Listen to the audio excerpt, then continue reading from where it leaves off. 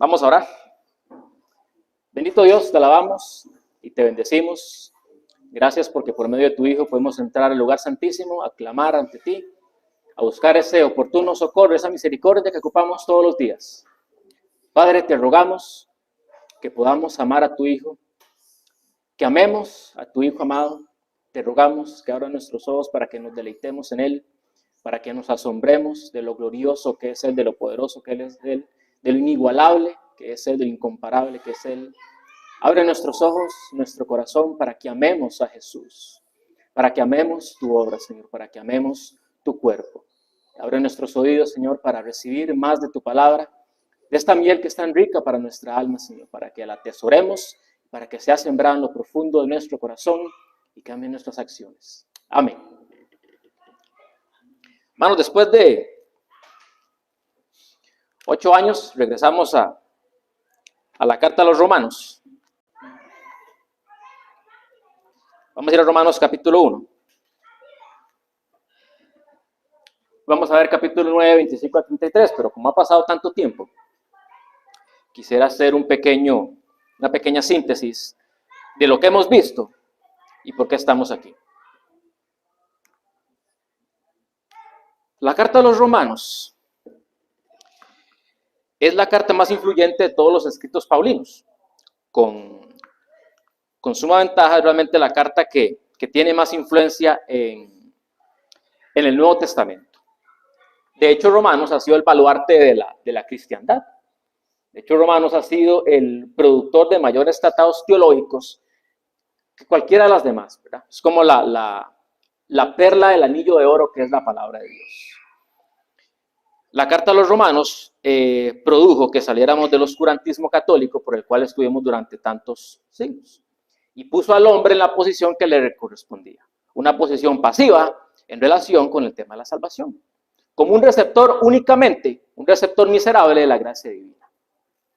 Vamos a ver un pequeño bosquejo, porque la carta a los Romanos nos ayuda a limpiarnos y a estar centrados entre tantos evangelios que tenemos en nuestro alrededor. En el capítulo 1 de Romanos, del 1 al 17, tenemos al mensajero y el mensaje. Es cuando Pablo se presenta como siervo de Dios y cuando tenemos aquel pasaje en Romanos 1, 18, donde dice: no me avergüenzo del evangelio porque es poder de Dios para todo aquel que en él cree, primeramente el judío y después el griego. ¿Por qué no predicamos como deberíamos hacerlo? Porque nos estamos avergonzando del evangelio. Si no nos avergonzáramos del evangelio, realmente creyéramos que es poder de Dios para salvación de todo aquel que en él cree. Voy a hacerlo en un tema mercantil. Venderíamos el producto del cual estamos creyendo. Y lo digo con respeto, ¿verdad? No que lo veamos mal. Del versículo 18 al capítulo 2, versículo 16, Pablo nos va a revelar el pecado de la humanidad gentil. ¿Recuerdan aquella porción? Los hombres no tuvieron en cuenta a Dios y Dios los entregó a su mente. Y entre más rechazan a Dios, Dios los seguía entregando más a sus concupiscencias, hasta el punto de llegar a acciones depravadas, las cuales se tienen que mencionar en la iglesia de Jesucristo. Del 2.17 al 3.20 se revela el pecado del pueblo judío. ¿Por qué? Porque en la primera parte todos los judíos que escucharan el mensaje de Pablo estaban de acuerdo con lo que él decía. Los gentiles eran pecadores. Y Pablo viene diciendo en esta sección: ok, pero ustedes que juzgan eso, hacen exactamente lo mismo. Y en esta sección, del 1.18 al 3.20, que comienza en el 18, Pablo dice que cuando los hombres retienen la verdad de Dios, Dios los va abandonando a su pecado. Cuando Dios nos manda su palabra, que escudriñemos las escrituras, y usted no lo hace, usted está reteniendo la verdad de Dios. Y entre más usted retenga la verdad de Dios, más se oscurece su entendimiento y más liviano se vuelve con el pecado. Por la gracia de Dios somos hijos de Dios y el Señor nos quiebra una pierna para que no nos desviamos. ¿Pero para qué llegar hasta ahí?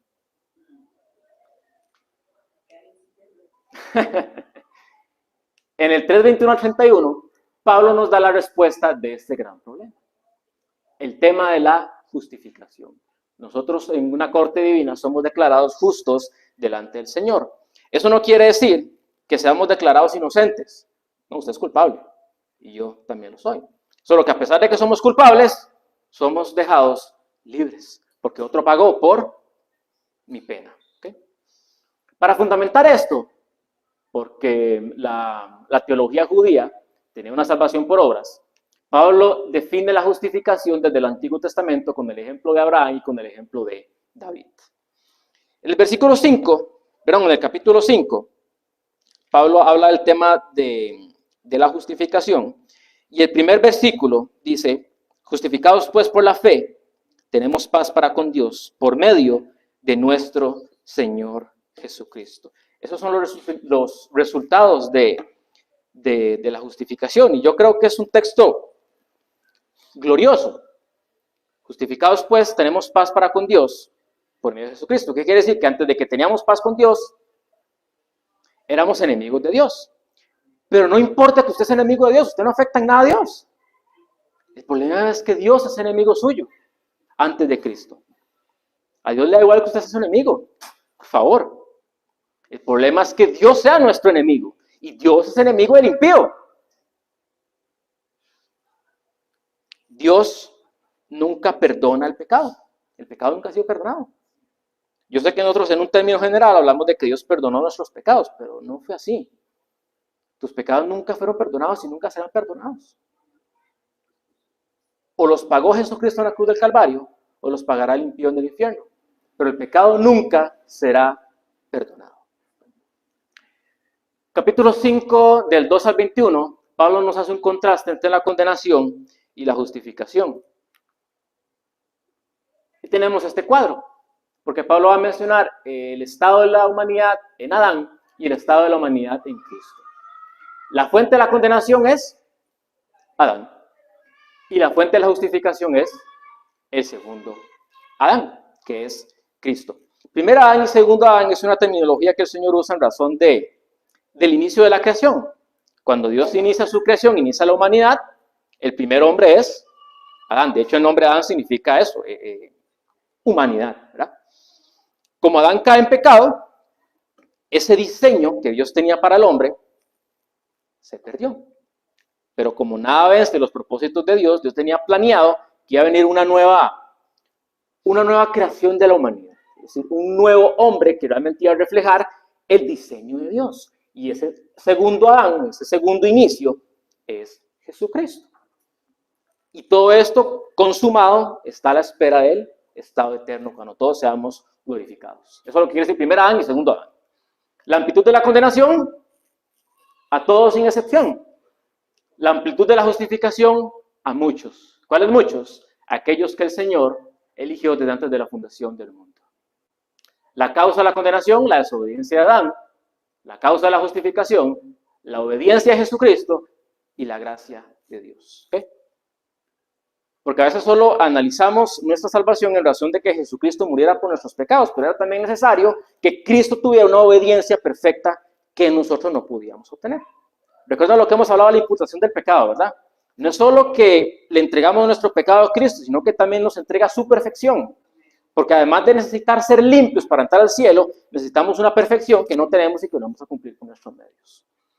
La naturaleza de la condenación es un juicio merecido y la naturaleza de la justificación una gracia inmerecida. La medida cuando abundó el pecado, sobreabundó la gracia de Dios. Y el resultado de la condenación, pecado y muerte, y el resultado de la justificación, justicia y vida. En el capítulo 6, del versículo 1 al 11, Pablo habla acerca de la santificación. Romanos capítulo 6, del 1 al 11, es la sección de toda la palabra de Dios que a mí más me consuela. De hecho, voy a leer lo que es el versículo número 1. ¿Qué pues diremos? ¿Perseveraremos en el pecado para que la gracia abunde? De ninguna manera. Porque los que hemos muerto al pecado, ¿cómo viviremos aún en él? Usted no sabe lo liberador que eso es para mí. Ya no soy esclavo del pecado. cuando la tentación viene a mi vida, tengo toda la fortaleza, la autoridad de decirle que no. Es tan liberador que yo regreso a este capítulo una y otra y otra y otra vez. Ya no soy esclavo del pecado. O sea, es tan refrescante que no necesito otra palabra de consuelo más que saber que ya no soy esclavo del pecado. La santificación no es opcional en la vida del cristiano.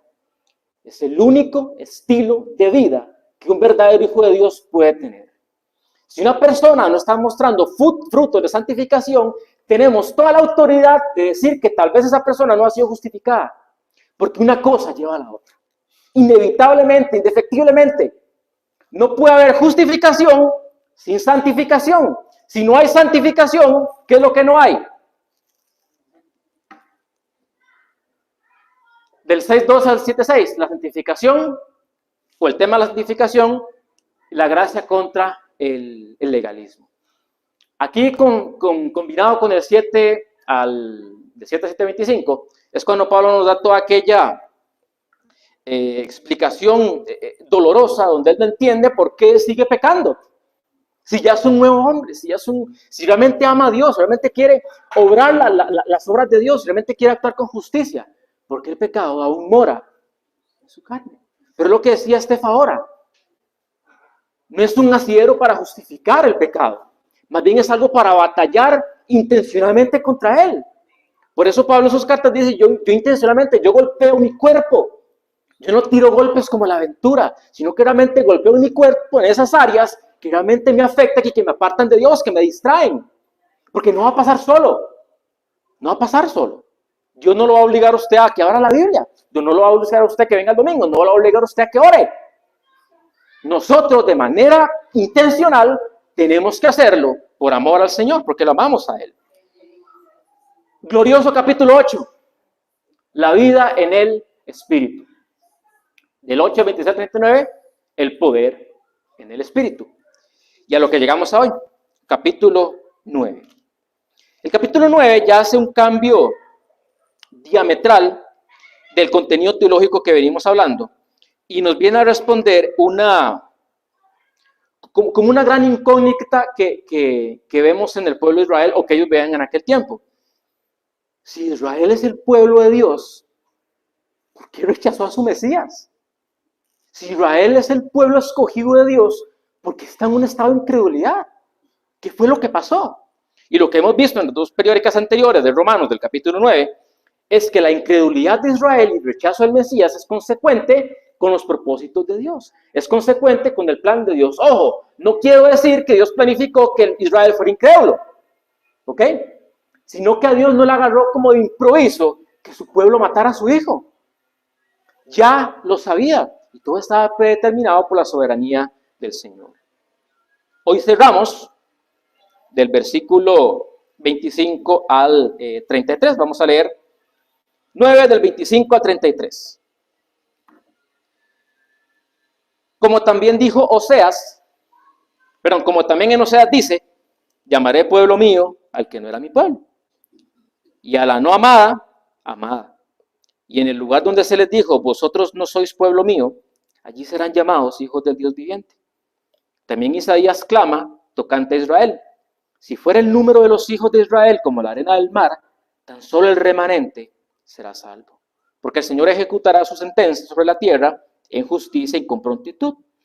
Y como antes dijo Isaías, si el Señor de los ejércitos no nos hubiera dejado descendencia, como Sodoma habríamos venido a ser, y a Gomorra seríamos semejantes. ¿Qué pues diremos? Que los gentiles que no iban tras la justicia han alcanzado la justicia, es decir, la justicia que es por fe. Mas Israel, que iba tras una ley de justicia, no la alcanzó. ¿Por qué? Porque iban tras ella no por fe, sino como por obras de la ley, pues tropezaron en la piedra de tropiezo, como está escrito. Aquí pongo en Sión piedra de tropiezo y roca de caída, y el que creyere en él no será avergonzado. Para entender bien cuando el apóstol Pablo utiliza el tema del profeta Oseas, y si gustan vamos caminando al libro de Oseas, hay que entender el contexto del libro, hay que entender la introducción del libro, en qué consiste, de qué trata.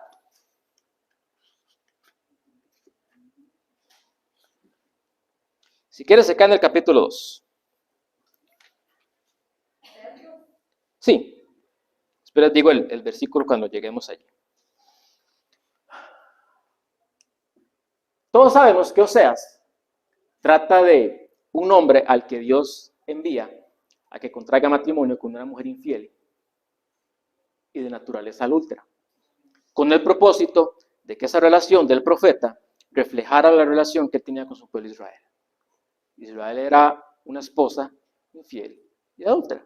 ¿Por qué? Porque era su naturaleza. ¿Okay? La naturaleza define la voluntad. ¿Sí me explico lo que quiero decir con eso?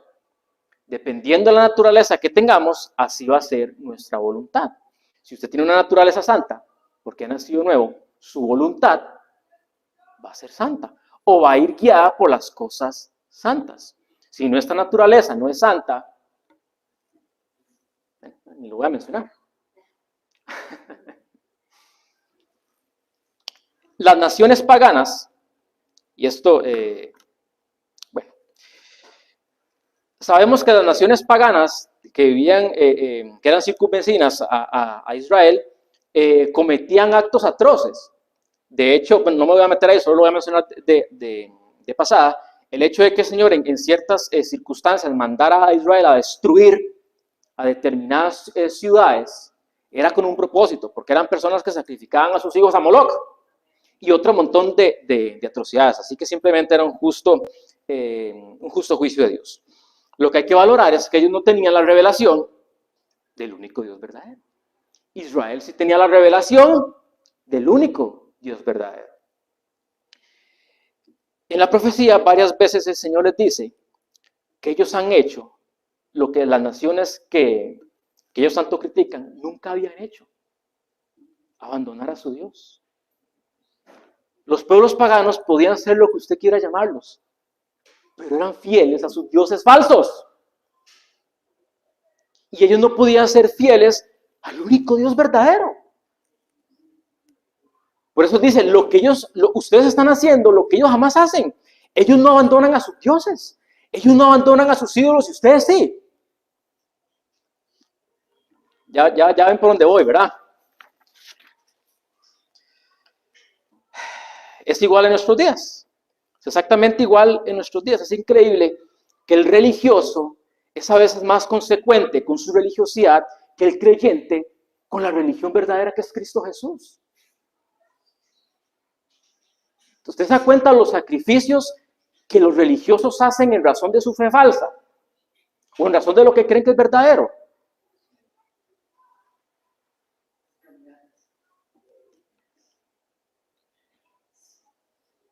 Las iglesias católicas están llenas en este momento.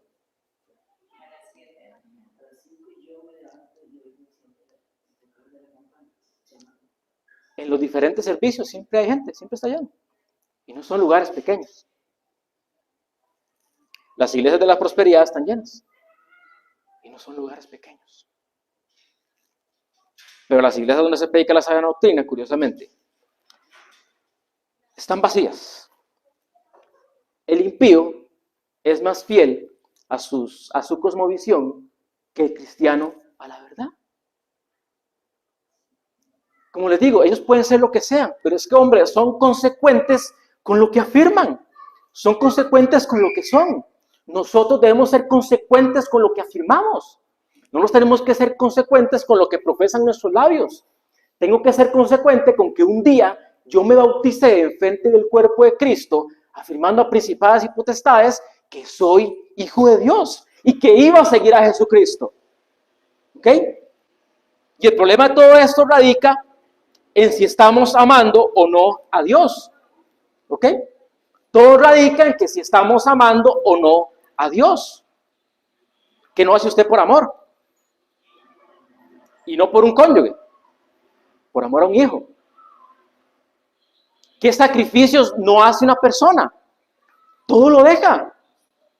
El día de 27 horas Perdón, el día 24 lo convierte en un día 27. Las personas cuando aman algo, actúan. Si nosotros amamos a Dios, actuamos.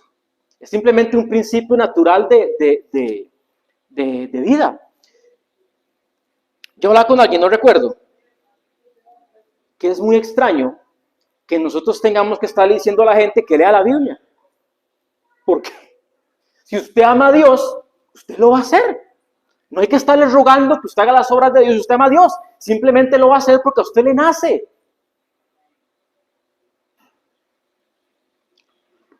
Digamos, si yo tuviera esposa, en el día del aniversario yo no lo voy a ir a celebrar porque me toca. Mejor no lo haga.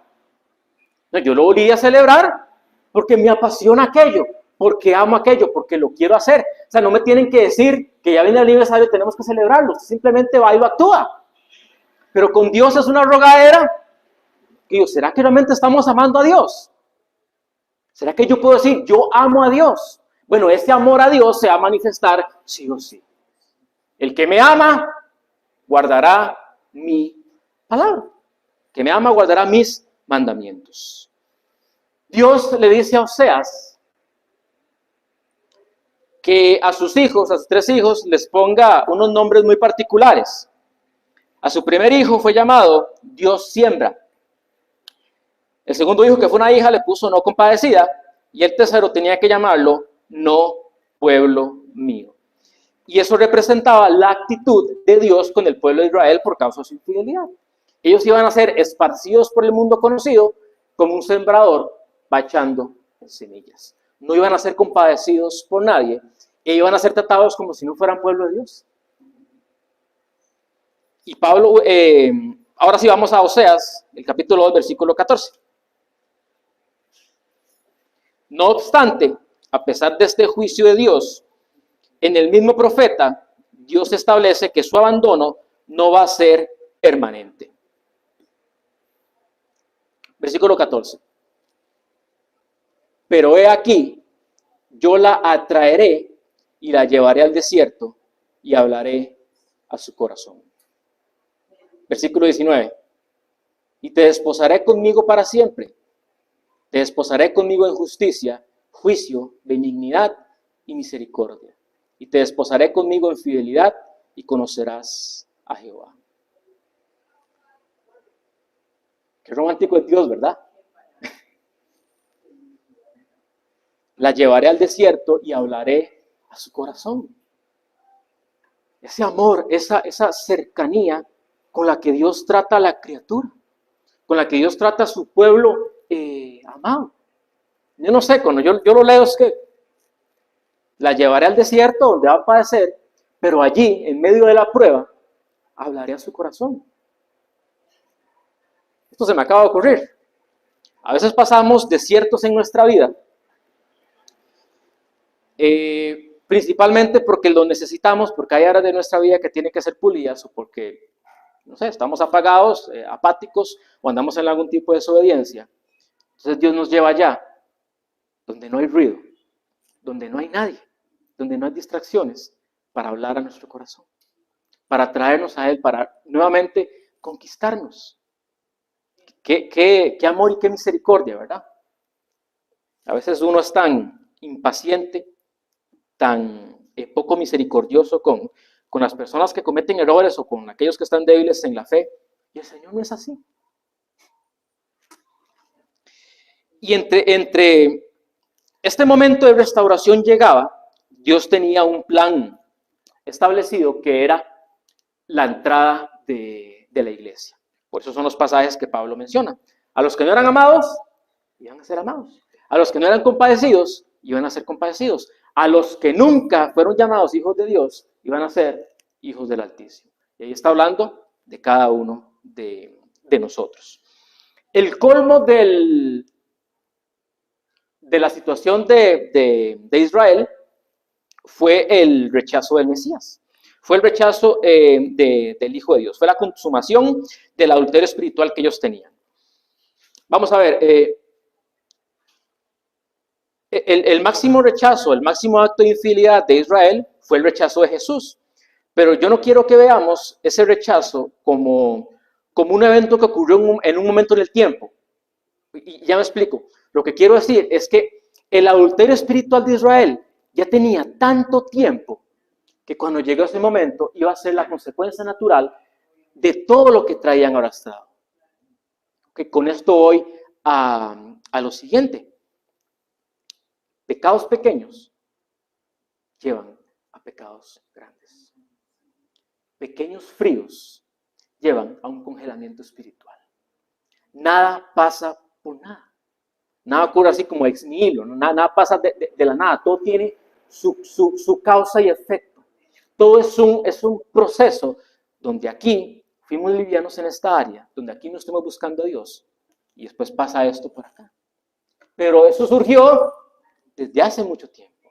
Entonces, el adulterio espiritual de Israel que los llevó a rechazar a Jesucristo no ocurrió de un día para otro. Venía de siglos atrás de rechazo espiritual al Señor, de adulterio espiritual con el Señor. Y como les digo, es exactamente lo que nos pasa a nosotros cuando comenzamos a rechazar al Señor y nos obcecamos obstinadamente en nuestros puntos de vista, que eso es lo peor que tenemos. Y la consecuencia final de esto, ¿cuál fue? En el año 70, ya ustedes lo saben, se cumple la profecía que el Señor dice, y el templo de Jerusalén es arrasado. En el año 132, si no me equivoco, ocurre la última rebelión del pueblo judío, y el emperador que estaba en ese momento se llamaba Adriano, arrasó con Israel. Y a partir de ahí fueron esparcidos y se quedaron sin tierra. De hecho, Adriano denominó esa tierra como Palestina, desde 132, como una forma de humillar al pueblo judío. Hago la terminología del nombre Palestina, tiene que ver con los filisteos, y los filisteos han sido siempre los enemigos del pueblo de Dios. Y desde ahí hasta el 1948 es que los judíos vuelven a tener una nación. Hay un versículo que para mí es aterrador. Era costumbre en el pueblo judío que cuando se acercaba la puesta liberaban a un preso. Pilato le dice al pueblo judío, ¿a quién quieren que libere? ¿A Jesús, llamado el rey, o a Barrabás? Ellos exigen a Barrabás. Bueno, ¿qué quieren que haga con Jesús? Crucifícalo. ¿Pero qué ha hecho? Crucifícalo. Muy posiblemente, muchos de esos que estaban gritando enardecidamente, crucifícalo, fueron los que anteriormente, unos días antes, estaban gritando, Hosana al Hijo de Dios que viene.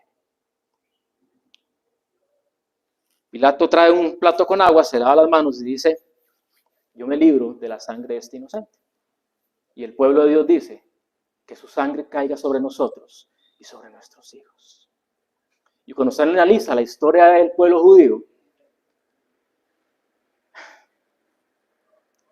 el pueblo judío es tan interesante porque revela la existencia de Dios. El pueblo judío ya no debería existir. No deberían existir. Ha sido tan atacado y tantos momentos de exterminarlo y de erradicarlo de la tierra que uno dice, ¿cómo es posible que siga existiendo? Durante la Segunda Guerra Mundial fueron exterminados 6 millones de judíos. Costa Rica tiene una población de 5 millones, un poquito para arriba. Es como pensar que en un término de 4 años no exista ningún costarricense más en el mundo.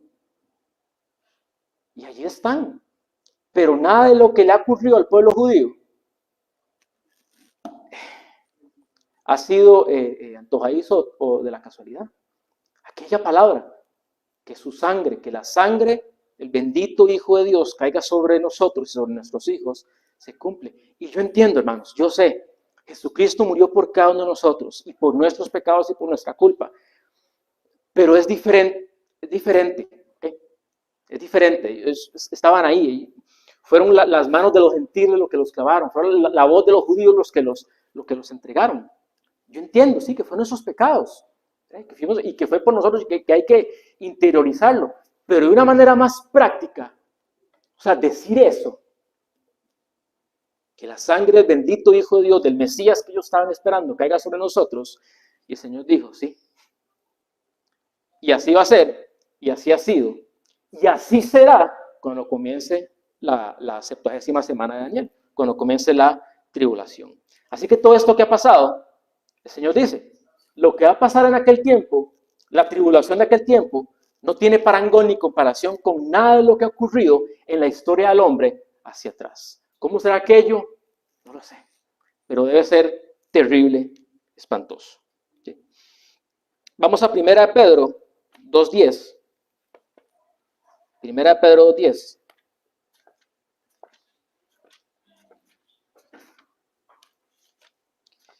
El rechazo del Mesías, que es algo terrible, abrió las puertas para la entrada de la iglesia, para la entrada de los gentiles. Versículo 10 dice, vosotros que en otro tiempo no erais pueblo, pero ahora sois pueblo de Dios, que en otro tiempo no habíais alcanzado misericordia, pero ahora habéis alcanzado misericordia.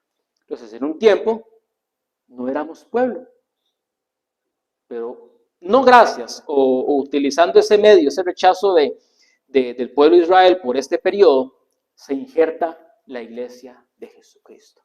Pero quiero que entendamos que Dios no ha terminado su plan ni su propósito con su pueblo de Israel. ¿Okay? Profeta Isaías. El profeta Isaías lo que nos menciona es pues el corazón de Dios o el propósito de Dios para su pueblo de Israel en el futuro. Que a pesar del juicio de Dios, que a pesar de lo que Dios ha hecho con su pueblo y de lo que va a ocurrir, o de lo que está ocurriendo y lo que vendrá en la tribulación, Dios siempre tiene un remanente fiel. Dios siempre se ha dejado un remanente de personas que realmente lo buscan. Y aquí lo está haciendo en referencia exclusiva con Israel. A pesar de su incredulidad, en el pueblo de Israel siempre hay un remanente de judíos verdaderos, de personas que están buscando al Señor. De hecho, pensémoslo en términos históricos. ¿De dónde nos viene el Evangelio? De los judíos. 12 hombres extraordinarios esparcieron el Evangelio de Jesucristo por todo el mundo conocido. Y eran judíos. Oye, no solo esos 12 hombres. De todo lo que ocurrió en Pentecostés, era primordialmente población judía que se esparció a predicar el Evangelio de Jesucristo. De los judíos nos viene la salvación porque nuestro Señor era judío. Pero aquí está hablando para ellos de que no se preocupen, de que no se afanen, de que actualmente Israel está en incredulidad y no haya recibido su Mesías. Porque Dios sabe lo que está haciendo. Tiene su remanente fiel en medio de ellos. Es la forma en que consoló Dios a Elías. Yo me he guardado 7,000 hombres que no han doblado sus pies ante Baal.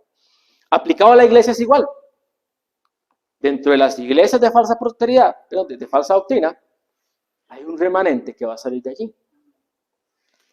Y dentro de las iglesias de sana doctrina, siempre hay un grupito que está buscando más, que quiere más, que tiene más sed, que tiene más hambre.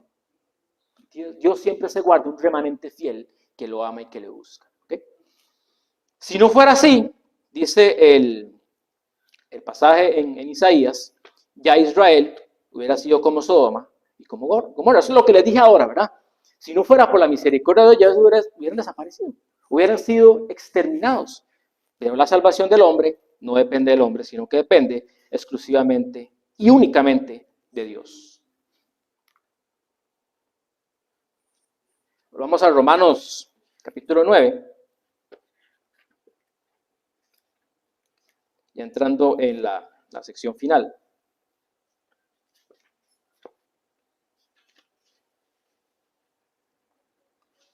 El titulito que tiene Reina Valera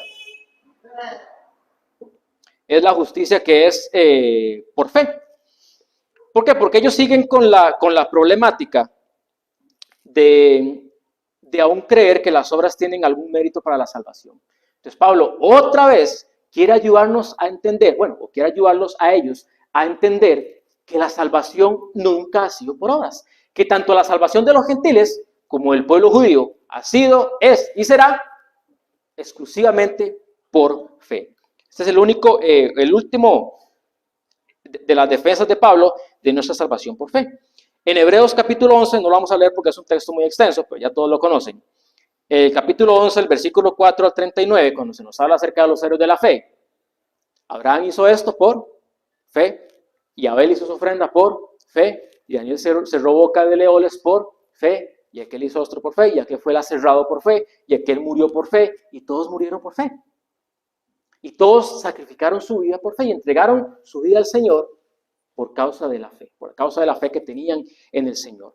Así que si en el Antiguo Testamento ya estaba como tan instaurado, tan sembrado la idea de nuestra salvación y de que nuestra relación con Dios se basaba en la fe, el Nuevo Testamento tiene que ser exactamente igual, porque es consecuente uno de lo otro.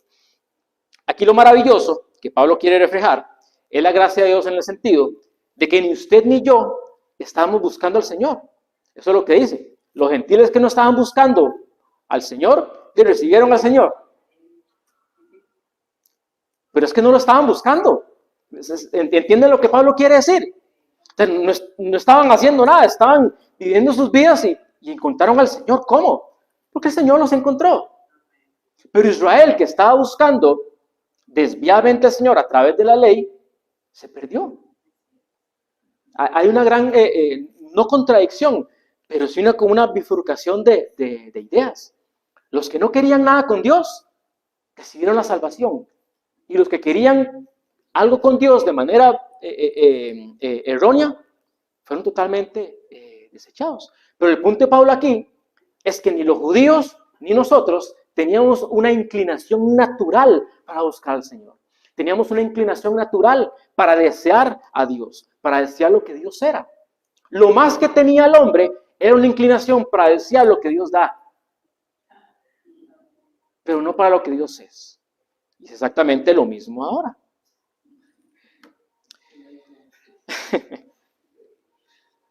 ¿Para qué nos congregamos? ¿Para qué estamos buscando a Dios?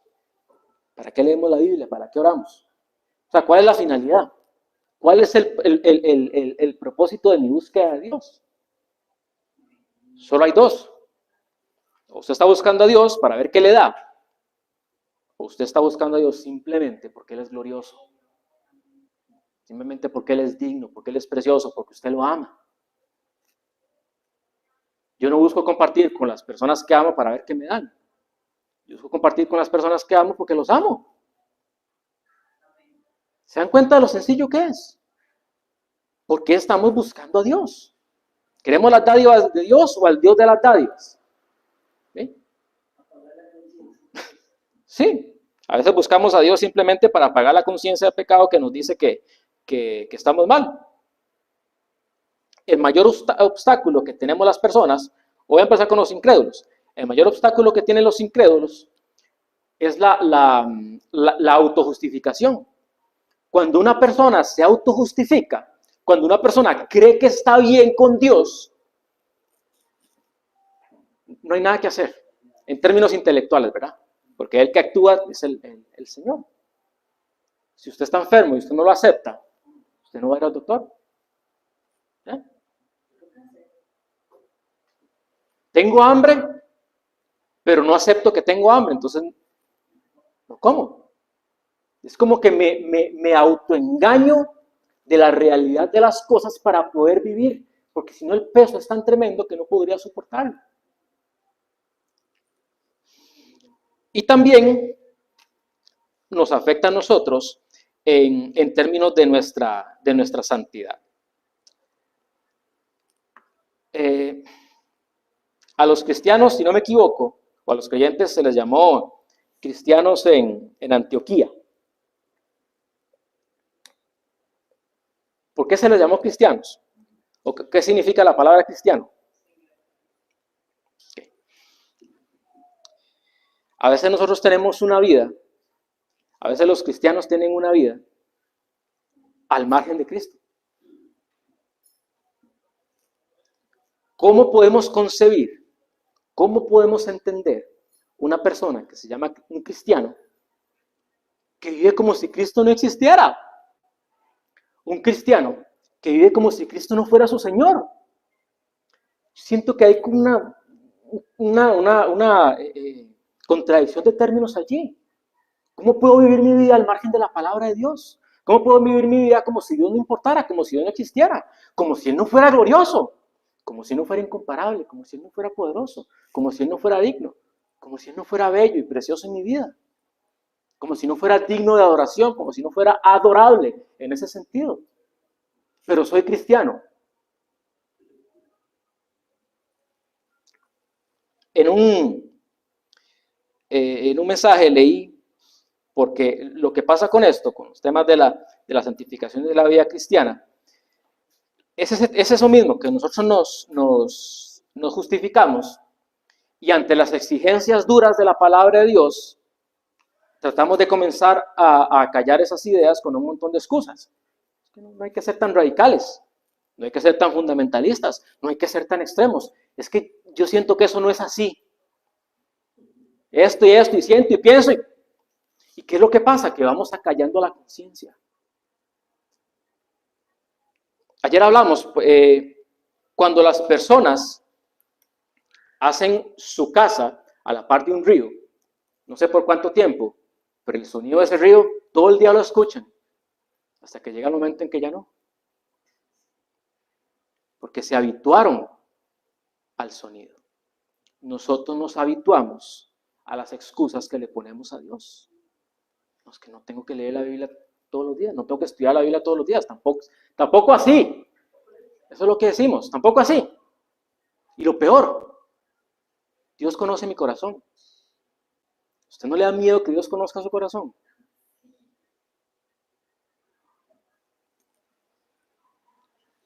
El Señor conoce las profundidades de nuestro corazón más que nosotros mismos. Porque a veces nosotros creemos que no podemos caer en cierto pecado, que no podemos hacer cierta acción, porque nunca nos hemos enfrentado a esa situación, porque nunca nos hemos enfrentado a estar frente a frente con eso, porque nunca hemos estado en esas circunstancias. Pero solo faltan circunstancias en nuestra vida para que reflejemos lo que realmente somos. Y Dios lo sabe, aunque nosotros no lo sepamos o lo ignoremos.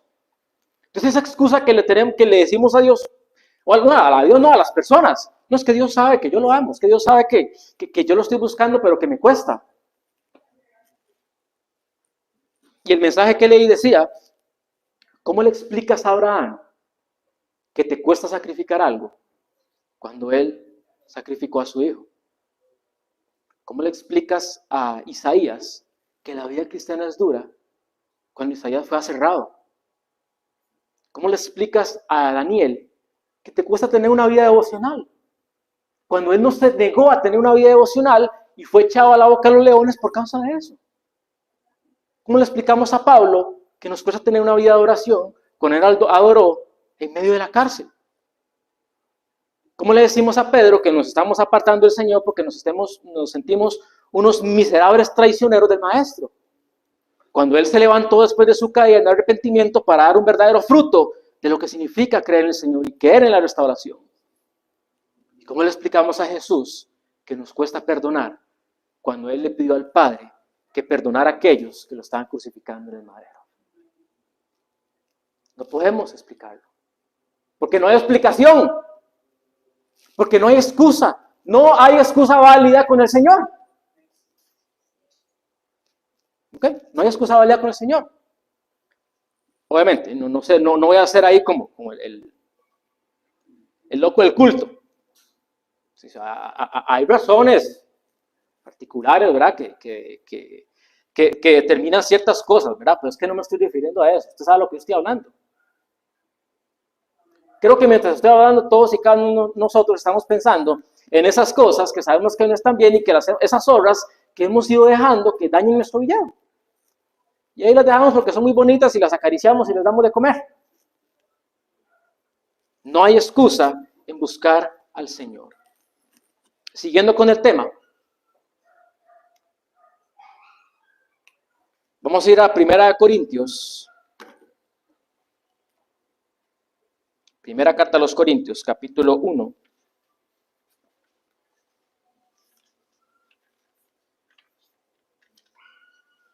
Primera Corintios 1, 22, 23.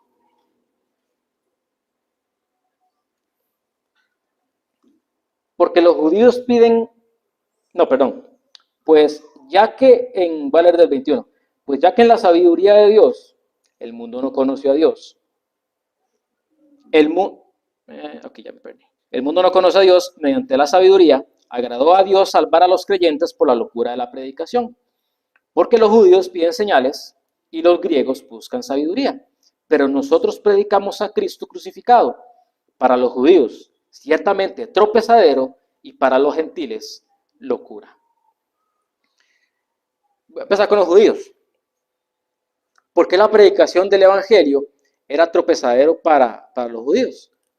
Porque ellos se habían creado una imagen del Mesías que no era consecuente con la totalidad revelada en la palabra del Señor. ¿Es cierto? La palabra del Señor refleja el Mesías como aquel rey futuro que va a derrotar a todos sus enemigos y los va a poner por estrado de sus pies y va a traer un reino de justicia y paz. Y va a darle a Israel la posición como nación primordial que le corresponde en el milenio. ¿Okay?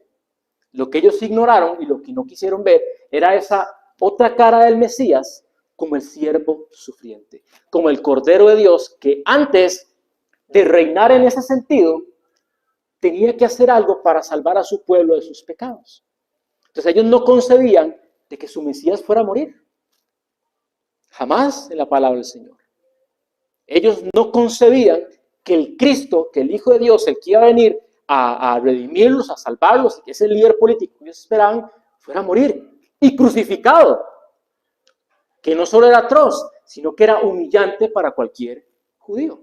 Como mencionábamos ayer, no es que solo fue matado por los judíos, sino que él como judío fue entregado a los gentiles, aún más humillante. Entonces predicarles que el Cristo que estaban esperando, que el Mesías, que ese hombre que estaban anhelando de hace tanto tiempo, el deseado de las naciones, murió de forma tan humillante en la cruz del Calvario, ¿no? Tropezaban con eso, no podían aceptarlo. No podían aceptar que su Cristo murió de esa manera, porque era humillante que un judío muriera así. Por eso es un tropezadero para ellos. Por eso en la actualidad siguen tropezando con Cristo. De hecho, las personas no tropiezan con la idea de Dios. Usted va a poder hablar de Dios de una manera general, de una manera muy bonita, porque es un término bastante general. Cuando usted comienza a hablar de Jesucristo, cuando usted comienza a hablar de la unicidad del cristianismo, de que como el cristianismo desplaza todas las demás corrientes y todas las demás religiones, Cristo se vuelve piedra de tropiezo. Ya la gente no lo recibe y ya la gente no lo cree, porque a la gente no le gusta creer en los absolutos. Bueno, lo siento mucho, pero Jesús dijo, yo soy el camino, la verdad y la vida. Nadie puede llegar al Padre si no es por mí. Todas las demás religiones, todos los demás líderes religiosos, todos los demás dioses con minúscula, son simplemente esos ladrones que quieren meterse al redil, no por la puerta donde está el bendito Hijo de Dios. Cuando nosotros predicamos acerca de la salvación, solo hay uno, solo hay un intercesor, solo hay un único Dios verdadero, solo hay un único nombre en el cual podemos ser salvos, Jesucristo. Y con los gentiles, que dice que para los gentiles era locura, era un tanto similar. Principalmente con los griegos, ellos tenían la noción de que el hijo de un Dios tenía un puesto alto de autoridad. Podía disfrutar de todos los deleites carnales en esta vida. Así que también que Pablo, bueno, que cualquier persona les predicara que ese Mesías que había muerto en la cruz era el hijo de un Dios o el hijo de Dios, no, una locura, una locura. De hecho, vayan al libro de los Hechos, Pablo está hablando en el Areópago, cuando Pablo comienza a hablar de la resurrección, no, Pablo, ya, hasta aquí. Ya vendremos otro día a seguir escuchando hablar. Lo dicen con ese tipo de ironía. Porque ya se les convierte en locura. Y hermano, si usted lo piensa, no es cierto. Es una locura. Es un tropezadero. Como el Hijo de Dios, como Dios encarnado, desciende para vivir una existencia como la nuestra. Ser humillado como fue humillado. Sufrir las vicisitudes que nosotros sufrimos. Ser tentado en todo pero sin pecado. Hasta morir en una cruz. Es una locura. Eso no tiene sentido. O sea, si no fuera verdad, o vamos a ver, si no tuviéramos el Espíritu Santo que nos ayude a creer en estas cosas, ¿no? Suena como una historia muy bonita, como una historia muy romántica, pero cuando uno lo analiza es una locura. ¿Por qué el creador del universo actúa de esa manera? Es muy curioso cuando uno ve la cultura y las producciones culturales. Cuando se crea un personaje que es demasiado bueno, no gusta porque no es creíble. ¿Qué dice la gente? Bueno, y ni que fuera Jesús. Porque por lo menos con Jesús, si no lo toman como un personaje verdadero, aceptan que es perfecto todas sus enseñanzas. Pero cuando intentamos hacer eso, cualquier otro hombre, no, decimos que no, o sea, no es cierto, no puede ser. Nadie puede ser tan bueno. Nadie puede ser de esa manera, nadie puede ser tan perdonador y hasta caer mal. Cuando usted busca comportarse con la mayor santidad posible, usted va a caer mal y va a ser perseguido. Pablo se lo dice a Timoteo, el que quiera vivir en piedad recibirá persecución. ¿Okay? Porque la luz siempre ahuyenta las tinieblas. ¿Por qué las personas se apartan del cuerpo de Cristo? Porque están comenzando a caminar en tinieblas y sus tinieblas los acusan, ¿verdad? Y si hay algo que el hombre no puede soportar, es la acusación de su conciencia. Él tiene que hacer algo, él necesita hacer algo, pero no va a soportar ese peso que está allí. Ese espíritu que le habla o la conciencia que Dios ha puesto en cada persona, no la soporta, no la tolera. Entonces los hombres hacen muchas cosas. Creamos una religión o creamos un Dios a nuestra imagen y semejanza que sea conveniente a la forma en que vivimos. Pero volviendo acá al punto de por qué las personas se apartan del cuerpo de Cristo. Porque el cuerpo de Cristo, como la luz del mundo, cuando esa persona viene y está liviana y no quiere nada con Dios, los hermanos reflejan lo que él debería ser y que no es. Y como no le gusta eso, porque yo no quiero que me estén alumbrando mis tinieblas, me voy y me aparto. Una vez yo le decía a los niños, ¿qué hace una persona? ¿Cuál es la reacción cuando está en un cuarto oscuro durmiendo y llegan y le prende la luz? Es chocante, ¿verdad? Golpea, es doloroso, porque estamos tan habituados a las tinieblas que cuando llega la luz, me molesta. ¿Ok? Entonces, cuando nos vamos habituando al pecado y nos exponemos a la luz del hermano, a la luz de la palabra de Dios, a la luz de la enseñanza, me molesta. Porque yo no quiero que ese foco alumbre mis tinieblas, porque mis tinieblas no me gustan. No me gustan las telarañas que están ahí, no me gusta el polvo, no me gusta el desorden. Entonces mejor apago para no ver. Es como cuando se tiene que lavar un montón de platos y se tiene pereza porque es de noche. Apago y me voy, no lo estoy viendo, entonces es como que no está allí. Y llega la mañana y ahí está. Pero eso es lo que pasa, eso es lo que hacemos. Por eso nos apartamos, por eso no estamos buscando a Dios. Porque no queremos esa acusación en nuestra vida. ¿Okay? Entonces por eso Cristo es piedra de tropiezo. Y es una locura para cada uno de nosotros. Volvamos a Romanos capítulo 9. Un poquito más atrás.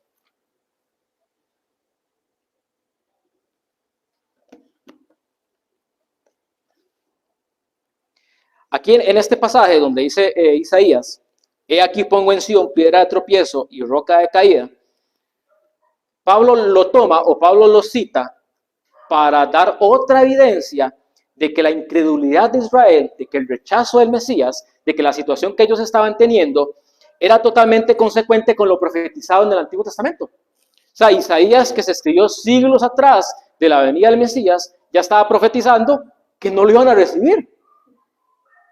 Entonces, lo que les decía al comienzo, el rechazo del Mesías, a Dios no lo agarró desprovisto, Él no lo agarró de sorpresa. Él sabía que iba a pasar porque estaba profetizado que iba a pasar. Iba a ser conforme al propósito y al plan de Dios. Y esto solo prueba de que el mensaje de Dios se cumple a cabalidad y se cumple al pie de la letra. El que creyera en Él, cierra Pablo, el que creyera en Él no será avergonzado.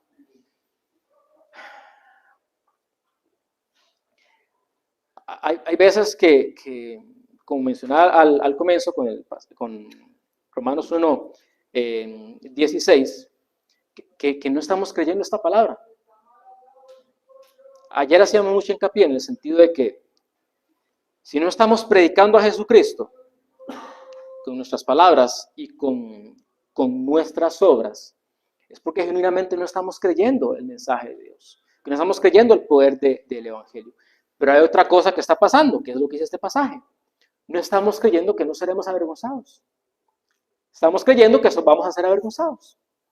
¿Por qué? Porque somos tan frágiles en nuestra identidad que nuestra identidad va a depender no de lo que dice Dios de nosotros, sino que de lo que dice el ojo ajeno. Es como me importa tanto lo que el otro vea en mí, me avergüenza predicar a Jesucristo, por lo que van a decir de mí, por lo que van a pensar de mí. Ahora bien, si yo me estoy comportando como un impío, sí me va a dar vergüenza hablar del Señor Jesucristo. Evidentemente, ¿ok? Pero que tampoco sea una razón para decir, entonces no lo voy a hacer. Si en mi lugar de trabajo no me estoy comportando como un cristiano, debo tomar la decisión de comenzar a hacerlo, para que se note ese cambio, para que las personas que están alrededor dicen, ¿qué le está pasando a él? No importa, deje la culpa de lado. No piense en el hecho de que por tantos meses me comporté como un impío y ahora voy a comportarme como un cristiano. De ahí sí. ¿Y si no, cuándo? Cuando cambiemos de trabajo y nadie me conozca. Mejor, más impacto cuando se está comenzando a dar un cambio en usted y usted le puede dar la gloria a Jesucristo. A veces hay que ganarnos el derecho de predicar el nombre del Señor. Porque no estamos predicando el nombre de cualquier persona. No estamos siendo embajadores de cualquier reino. Estamos siendo embajadores del bendito reino de los cielos. Pero el punto es ese. Entre más tengamos comunión con Cristo, entre más Cristo sea glorioso para mí, entre más sea hermoso, sea esa perla preciosa, ese tesoro escondido, eso que realmente es Él, yo lo voy a querer compartir. Porque va a brotar de mí, porque es lo que yo amo. La gente habla de lo que ama. La gente habla de lo que disfruta. La gente habla de lo que le causa satisfacción, alegría. Si Dios es el Dios de mi alegría y el Dios de mi gozo, yo voy a compartir de mi gozo y mi alegría. Porque yo solo no quiero que las personas sean salvas del infierno, sino que disfruten de ese Dios del cual yo disfruto. Pero si yo no estoy disfrutando de Dios, si yo predico el Evangelio como a regañadientas, como diciendo a la gente, sí, Cristo murió por sus pecados, crean en Él. ¿Cuál es ese Dios? Es el Dios bienaventurado. De hecho, Pablo lo dice así, creo que es a Timoteo, que él predica el Evangelio del Dios bienaventurado. Es decir, del Dios gozoso, del Dios alegre, del Dios feliz. Y nosotros amargados por hacer la obra de Dios. No, para nada. Termino con esto.